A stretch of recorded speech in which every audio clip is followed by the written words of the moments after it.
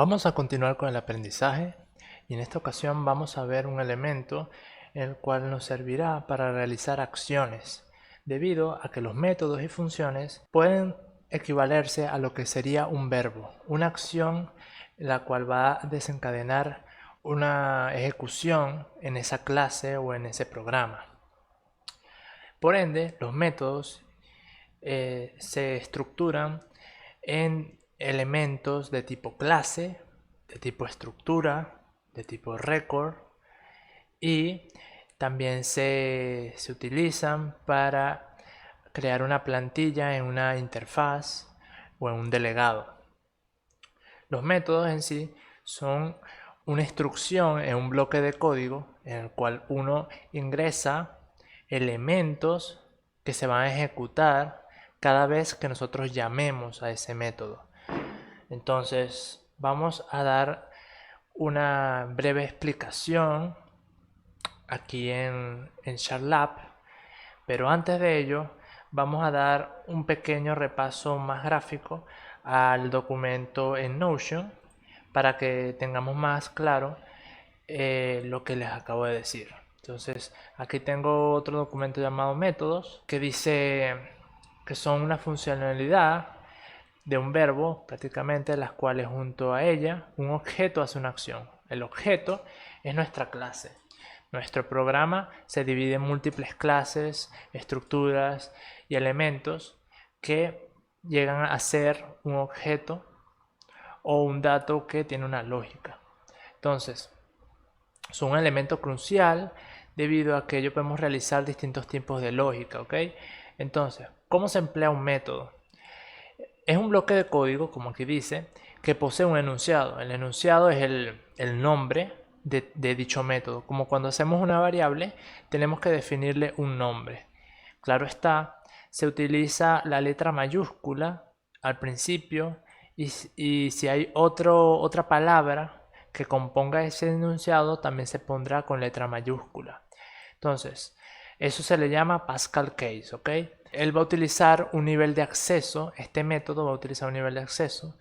Si recuerdan en las variables, los niveles de acceso son public, private, protected, y luego vienen las condiciones de ese método. Anteriormente vimos algo como static. El static es un tipo de comportamiento en el cual dicha variable o método va a estar presente una sola vez, o sea, es un elemento único que va a poder llamarse sin necesidad de instanciarse. Cuando veamos la programación orientada a objetos, voy a hacer un inciso en eso para que vean cómo funciona de mejor forma. Por los momentos vamos a tenerlo como ese concepto. Y luego vienen los modificadores adicionales que podrían ser abstract y sealed, pero eso lo veremos mucho más adelante. Viene algo que se llama el tipo de dato que va a devolver. Ya no es el tipo de dato que contiene, porque esto no es una variable que contiene información. Él solamente se ejecuta y devuelve algo. Lo más común que hemos visto en Unity ha sido el void. El void significa vacío. Es decir, que no va a devolver nada, solamente va a ejecutar un código allí, una acción y finaliza. Sin embargo, si le ponemos un tipo de dato, ya sea int, bool, float, un objeto, lo que sea, él tiene que retornar esa información, tiene que retornar una información de ese tipo de dato. Digamos que queremos hacer una suma en donde pasamos un número 1 y un número 2, ese método va a obtener dos valores y el resultado final va a ser la suma de esos dos. Entonces, eso sería retornar un valor.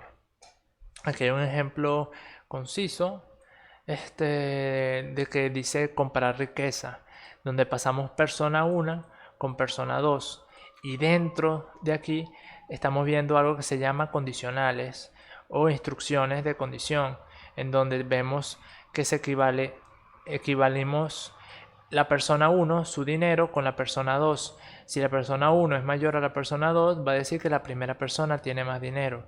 Si es al revés, la ocasión que la persona 1 sea menor a la persona 2, dirá que la segunda persona tiene más dinero. Y si los dos son equivalentes, va a decir a quién engañamos, los dos tienen la misma riqueza. Entonces, aquí hay un método que no devuelve un valor, solamente dice estos mensajes. Y por eso es void. Pero también podemos hacer que retorne un valor. Entonces, así funcionan los métodos. Son pequeños bloques de código que se inician y terminan. Entonces, y obviamente aquí adentro hacen algo. Por aquí está lo de métodos que devuelven un valor, en donde miren, dice bool en vez de void, es decir, que devuelve un valor verdadero o falso. Entonces, este método se llama have experience to pass, es decir, tienes la experiencia necesaria para pasar un mundo, pasar un escenario. Entonces, pasas el usuario, el jugador, y pasas el escenario donde el jugador quiere acceder. ¿Ok? Luego dice, si el nivel del jugador es mayor o igual al nivel requerido del mundo, va a regresar el valor de true. Y si regresa el valor de true, hacemos otra lógica afuera de este método, para pasarlo al siguiente mundo. Y si no, va a retornar falso y va a decir no puedes pasar, bloqueas la puerta o no puede pasar simplemente. Entonces este método de aquí haría eso y devolviendo ese valor booleano de true o false, totalmente sencillo. Esto es otro ejemplo y así sucesivamente podríamos hacer. Ahora, hay algo que se llama parámetros, que son estos elementos que están aquí adentro. Los parámetros son prácticamente elementos que se requieren para ejecutar una acción. ¿Okay?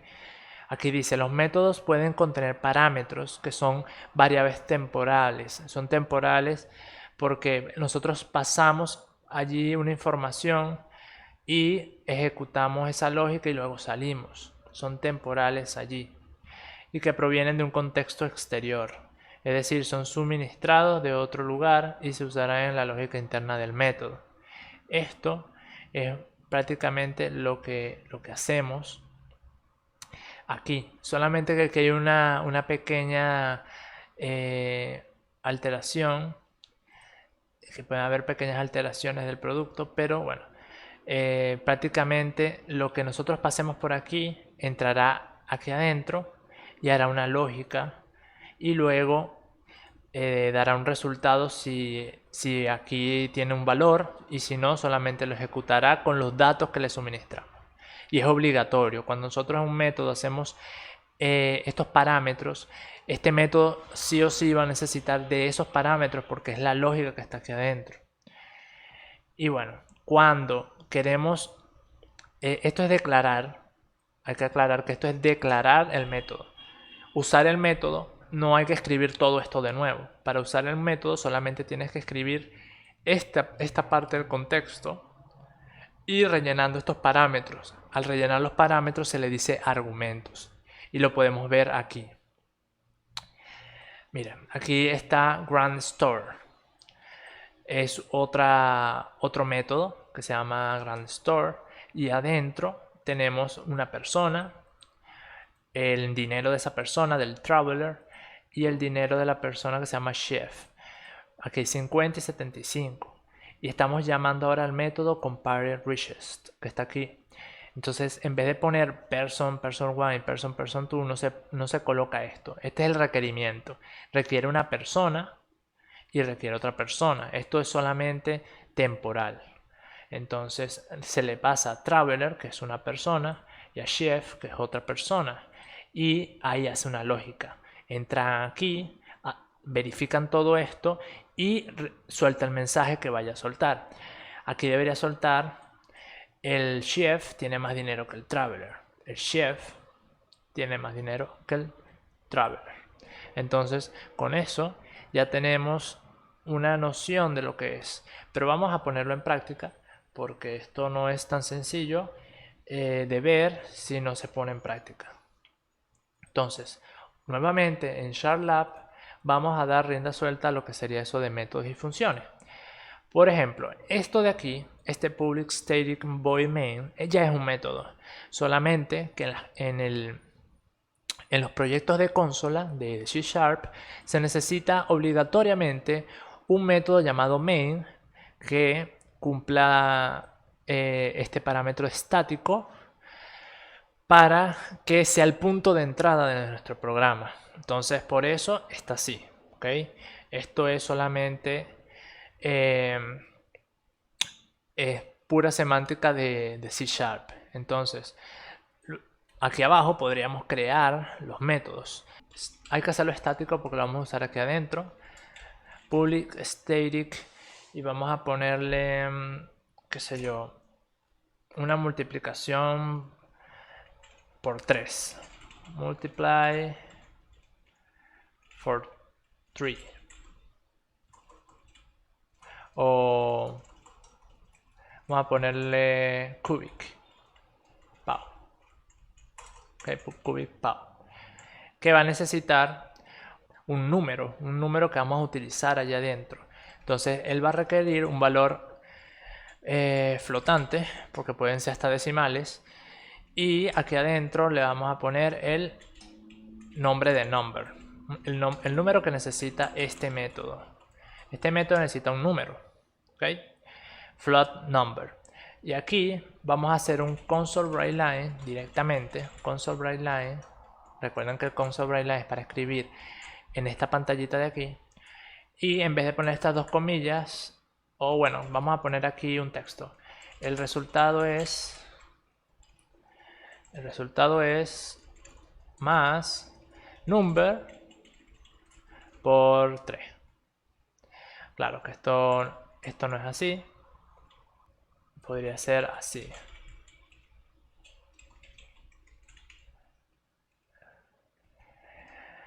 Esta es una función matemática que no la quiero hacer. Es solamente de ejemplo para hacerlo rápido. Y esto sería. Entonces esto nos va a dar la potencia de 3 de este número. Esta es una función matemática integrada en C# ya, que es la potencia, pow. Y bueno, este cubic pow hace eso. Entonces, ahora para utilizar este método se llama en el lugar que nosotros queremos utilizarlo. Como ven, aquí nos sale porque main es la línea de entrada de nuestro programa, es decir, todo tiene que estar escrito aquí para que se reproduzca en nuestra pantalla. Entonces aquí podemos llamar a cubicpow, mira cómo aparece. ¿Por qué aparece? Porque cubicpow está dentro de class tutorial. Entonces son cercanas, se pueden utilizar. Entonces cubicpow, le vamos a colocar el número que nosotros queremos. ¿Qué número es? Lo podemos poner incluso directo aquí, sin necesidad de distanciar una variable. Podemos poner aquí 5 y vamos a tener 125. El resultado es 125.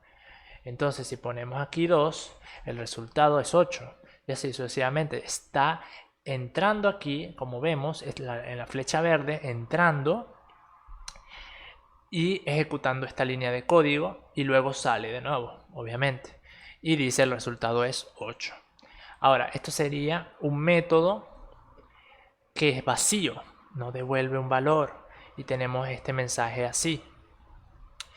La ventaja de hacer un método que devuelve un valor es que lo podemos utilizar para cosas súper pequeñas, pero que al futuro nos va a servir para simplificarnos la vida. Entonces podemos hacer aquí que este cubicpow ahora no es vacío, sino que devuelve un valor flotante. ¿Okay? Ahora nos va a dar error aquí porque esto tendría que tener una palabra clave llamada return. ¿Okay? Retornar un valor, y no puedes utilizar console.writeLine porque console.writeLine no devuelve nada, solamente demuestra algo en pantalla. Entonces borramos el console.writeLine y solamente vamos a retornar el mathf.pow. Y esto está pasando aquí, pero no se muestra porque no estamos utilizando el console.writeLine. Entonces aquí podemos poner console.writeLine, y esto no sé por qué se escribió, pero aquí adentro vamos a poner CubicPow. ¿Okay? Y quitamos el punto y coma que aquí, y ahí está, 8. Y si pongo otra cosa, CubicPow 8000, y así sucesivamente. Tenemos nuestro método que retorna, mira que dice return vale 8000, nos está diciendo prácticamente todo el proceso de nuestro código, 8000. Estamos devolviendo el dato mediante este método. Podemos hacer cosas más interesantes, aprendiendo las condicionales, aprendiendo todos estos elementos que vamos a ir viendo en nuestro módulo 3. Y vamos a aprender grandes cosas para realizar una lógica bastante completa. En este caso lo voy a dejar hasta aquí, porque próximamente vamos a seguir viendo métodos, variables y lo que es la estructura de C#. Así que toda esta serie de videos va a estar complementado uno detrás de otro. Así que nos vemos en el siguiente video.